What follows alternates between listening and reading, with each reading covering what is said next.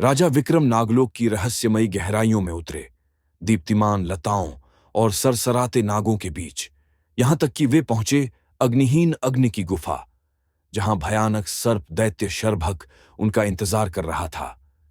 शरभक राख जैसी त्वचा, ज्वालामुखी सी जलती आंखें और छाया सी लहराती जटाओं वाला राक्षस एक क्रिस्टल में रानी वसुंधरा की आत्मा को कैद किए खड़ा था। एक वेदी पर पास ही नयनतारा निष्प्राण सी पड़ी थी, मृत्यु की ओर बढ़ती हुई। मृत्य राजा, शरभक फुफकारा, तू कुछ लेने आया है जो तेरा नहीं। मैं लेने आया हूं जो तूने चुराया है, विक्रम ने उत्तर दिया।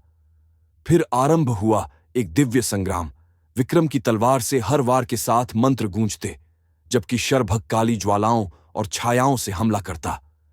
युद्ध उग्र होता गया। जब शरभक ने अंधकार की आग उठाई, विक्रम जलती लपटों के बीच कूद पड़े और अपनी तलवार सीधे उसके हृदय में भोंक दी। शरभक के चीत्कार से गुफा कांप उठी, क्रिस्टल टूट गया। रानी वसुंधरा मुक्त हुई। नयनतारा ने अचानक सांस ली, जीवन लौट आया। उसी क्षण अंधकार चीरता हुआ एक और तेजस्वी स्वर प्रकट हुआ। तक्षक, नागों के प्राचीन स्वामी और शरभक के ज्येष्ठ भ्राता। अब बहुत हुआ, तक्षक ने कहा। शरभक की माया अब समाप्त हो चुकी है।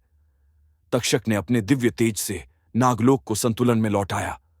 उन्होंने वसुंधरा की ओर देखा और बोले, अब यह अनंत दर्पण तुम्हारा है। इस राज्य की रक्षा तुम्हारे हाथों में है। वसुंधरा ने वह दर्पण लिया और विक्रम से कहा, तुमने दोनों लोकों की रक्षा की है।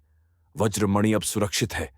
यदि अंधकार फिर लौटे तो यह दर्पण तुम्हारा मार्गदर्शन करेगा। सूर्योदय से पहले विक्रम चुपचाप अपने कक्ष में लौटे। वहां अब वह रहस्यमय दर्पण सुरक्षित रखा गया था, शांत पर कभी जाग उठने को तत्पर। कोई नहीं जान पाया कि वे कहां गए थे, पर उनकी आंखों में अब कालातीत ज्ञान की चमक थी।